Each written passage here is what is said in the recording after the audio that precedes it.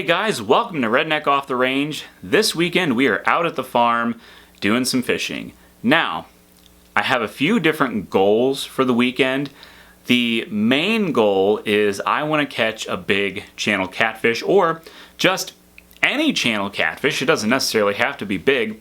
The reason being is because channel catfish is the only species of fish that we've had stocked in the lake that I have not either caught or seen evidence of since the fish-pocalypse. Now, if you don't know what the fish-pocalypse is, I have a few videos on it earlier on in my channel, but basically last year, this company came out, they installed an aeration system, they installed it, and they fired it up without us being here. They didn't give us any instruction on whether or not the lake should be adapted, which, spoiler alert, it should be. You should adapt the lake, the system to the lake. But, they didn't tell us any of that. They didn't give us any instruction manual or anything. They just basically fired it up and told us, yeah, just let it run, it'll be fine. And within 24 hours, most of our fish were either dead or dying, and that wasn't good. So they, so far they brought us out some bluegill, hybrid bluegill, red ear sunfish, and minnows, and they're gonna bring us out some other, the sport fish later on. But anyway, since then I've been able to catch largemouth bass. I've been able to catch some bluegill, been able to catch black crappie. I've seen a grass carp, just one so far, but there is at least one grass carp still alive. And of course we've had minnows in there. Minnows have really reproduced since the predator population is very low right now. But have not caught or seen a catfish. We took out probably about 100 dead catfish, but I really want to see if there are any catfish still alive. I'm really hoping that there are, because I love catching catfish, and it's going to take a while for a catfish this big to get this big, so I'm hoping there's a few big ones still in there. The other goals for the weekend, I would like to catch a new species, that being the red ear sunfish. I've never caught a red ear before, at least I don't ever remember catching a red ear, so we're just going to call that a new species if I catch it, because we had the red ear stocked. We didn't have them stocked previously, and that was about 5 months ago, and granted it was over the winter, but I would assume that, a red ear sunfish that was about 3 to 4 inches long, could be about 5, maybe the biggest ones are close to 6 inches long at this point. Or maybe I'm wrong, maybe they're still really small, but I think at this point they are going to be a catchable size if you use the right size hook and the right bait. The third goal for the weekend is to try and catch some of the bass that are still alive in there. Now, most of the bass that I've caught last summer after the fish-pocalypse were pretty small, 5, 6, 7 inches long, but I did catch a couple of bigger bass, and if I catch anything big like this, I will definitely take those out and I'll fillet them and we'll cook them up, fry them up. That way these larger fish aren't going to just go and devour all the new smaller fish that we're stocking, and the newer smaller fish have a chance to actually grow without being devoured. And then if I catch anything like 6 inches or longer, but not big enough to fillet, I'll probably just cut those up and use them for bait out here, because it's really illegal to use bass or crappie or any type of sport fish in this state as bait unless you're on your own private land. And this is our private land, our private lake, our fish. So anyway, it is supposed to rain quite a bit today, so it's not raining right now, so we're gonna get out there and start fishing. But I don't want to take the camera out if it's gonna rain, because I don't want it to get ruined. So I probably won't take the camera out today, but I will take pictures of anything that we catch and show them to you. And it's supposed to be relatively nice tomorrow and Sunday, so I'll bring the camera out then. But anyway, let's see what happens.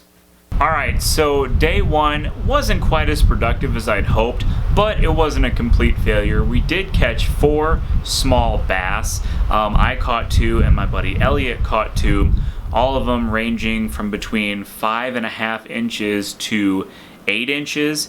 And we took the 2 biggest ones, which were about 8 inches, and we cut them up and made them into catfish bait.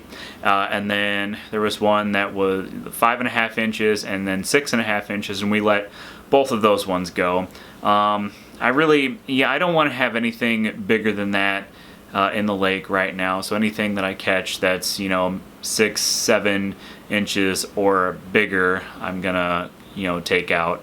But 6.5 inches, it wasn't that big, so I'll just let that one slide for now. So no other fish species were caught today, but let's see what day 2 brings. All right, guys, day 2. I got 4 rods, 4 different baits out. So on this rod here, we have a nightcrawler. On this rod over here, we have a dead golden shiner. On the next rod down, we have a chunk of largemouth bass from yesterday. And on the last rod over here, we have a piece of not Kool-Aid, but Jello soaked hot dog. So let's see what we catch.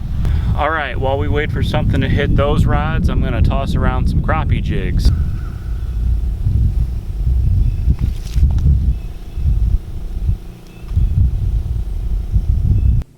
Okay, so right after that I did something kind of stupid. I was moving the camera, so I picked up the tripod and I was going to move it so I could fish in a different location, and as soon as I went to go set it down, my buddy was yelling that he caught a fish, and I knocked the camera over and I kind of broke the screen, and so I was kind of pissed, and I just decided to stop recording for the rest of the weekend to prevent the camera from being completely broken in a similar situation. But I'll show you all the pictures that I got.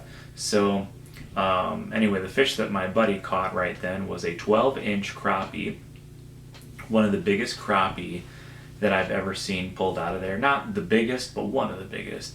I ended up filleting that crappie to get it out, to get a large predator out of the lake for all my new fish, to keep them safe.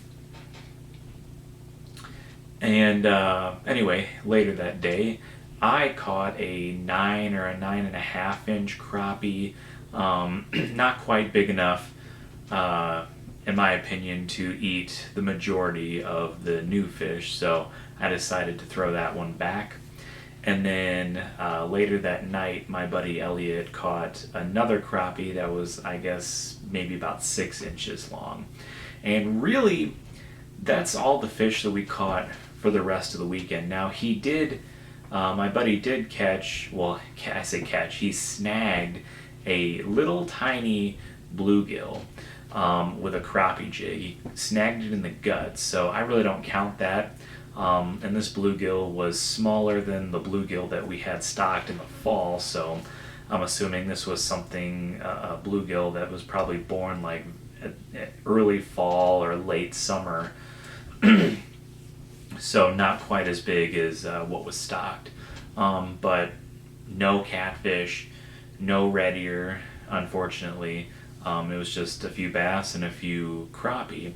I did have a few takes on my minnow rod that I was catfishing with, but nothing got hooked up, and I don't think anything really went after any of my other baits. So, but I'm not going to give up, so we're going to try this again later on in the season, see if I get any better luck, and we'll just see what happens. I really hope there's at least a few catfish still alive.